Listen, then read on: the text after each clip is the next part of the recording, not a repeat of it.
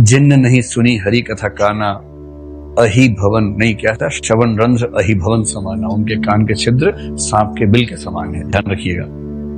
तो अजामिल एक खूब पूजा पाठ करता था, विनम्र व्यक्ति था, डिसेंट था, सेल्फ कंट्रोल था।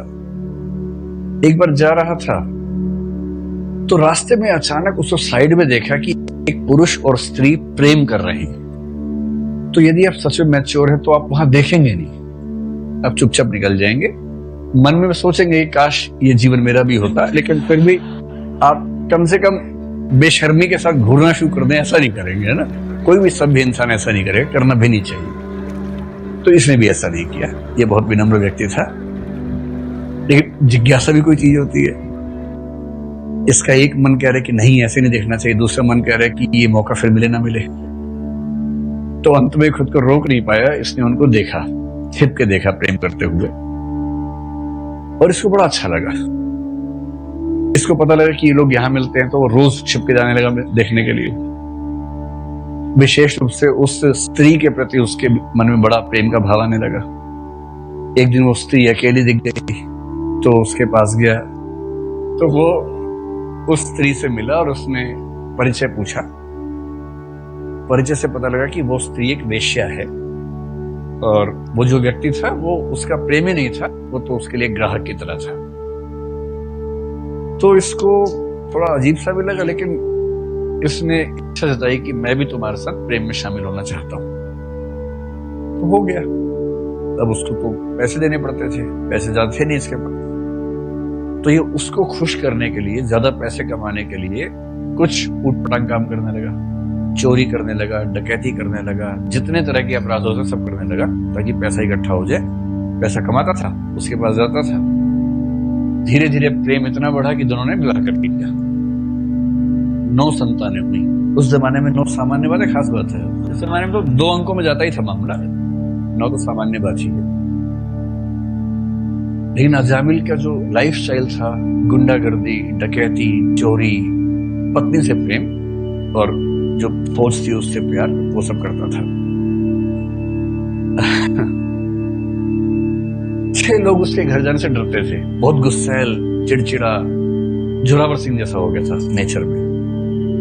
एक बार कुछ ब्राह्मणों का दल गांव में आया। उनको भूख लगी, सोचा कहाँ भोजन लें। गांव के लोगों से पूछा, 20, 30, 40 ब्राह्मण रहे होंगे। तो लोगों ने सोचा कि इनके मजे लेते हैं। अजामिल का पता था कि वहां चल जाओ, वहां खाना मिलेगा।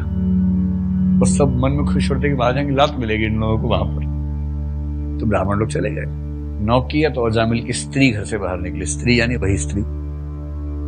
स्त्री बोली, अरे बाबा जल्दी से निकल जाइए, अजामिल आ जाएगा, मारपीट मचा देगा, आपको पता नहीं कैसा मेरा पति है। तो कच्चा ही खाना दे दिया कि चावल आटा दे दिया कि अपने पका के खा न जाओ। तो साधु लोग गए उसी गांव में किसी दूसरी जगह पेड़ के नीचे, वहीं पर खाना वाना पकाया, सबने खाया। किंतु साधुओं की छठी इंद्री बहुत तेज होती है ना। खाना खा के समझ गए कि ये खाना किसी अच्छे ब्राह्मण के घर का है। चावल खा के समझ जाते हैं कि अच्छे ब्राह्मण के घर का चावल है। और ये भी समझ गए उसी चावल से कि ब्राह्मण अच्छा है किंतु कुसंगति में है, और इसलिए हमारा धर्म है, हमारा फर्ज बनता है कि उसको थोड़ा सा ज्ञान दे के ही आगे बढ़े। फिर सारे ब्राह्मण लौटे अजामिल के घर कि ज्ञान देंगे। फिर पत्नी ने दरवाजा खोला। पत्नी बोली, पिट के ही जाओगे लगता तुमने। नहीं देवी, हम आए हैं इसलिए क्योंकि हमारा धर्म कह रहा है। ये बहुत अच्छे ब्राह्मण के घर का भोजन था, लेकिन वो गलत रास्ते पे चल रहा है। तो उसने कहा, गलत रास्ते पे चल तो रहा है, तुम तो चल भी नहीं पाओगे अगर वो आ गया तो। बोले अच्छा फिर हम जाते हैं, लेकिन एक बात मान लो हमारी, जो 10वां पुत्र होगा तुम्हारा, 10वां होने वाला था, जो 10वां पुत्र होगा उसका नाम नारायण रखना। उसने बोली ठीक है, नारायण रखेंगे उसका नाम। बात हो गई। बच्चा हो गया, बहुत प्यारा सा बच्चा था, माँ बाप की आंखों का दुलारा। छोटा बच्चा वैसे प्रिय होता ही है, तो वो आंखों का तारा था। करते करते अजामिल बूढ़ा हो गया। एक दिन उसने सपना देखा, या उसको ऐसा लगने लगा मरने वाला है। यमदूत दिखाई देने लगे, राक्षस जैसे बहुत सारे यमदूत आ गए। वो घबरा गया और उसने अपने छोटे बेटे को पुकारा, नारायण नारायण।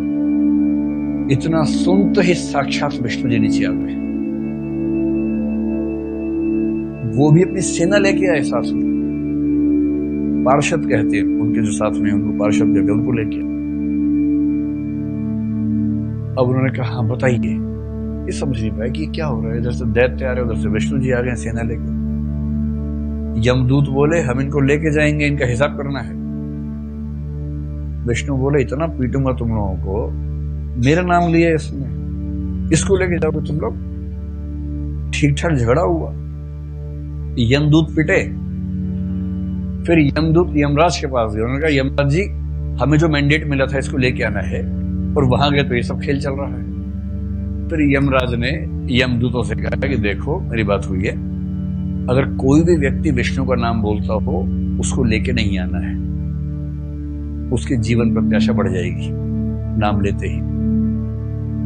और उसके बाद यमदूत वापस लौट गए और नारायण का नाम बोलने से अजामिल बचा रहा।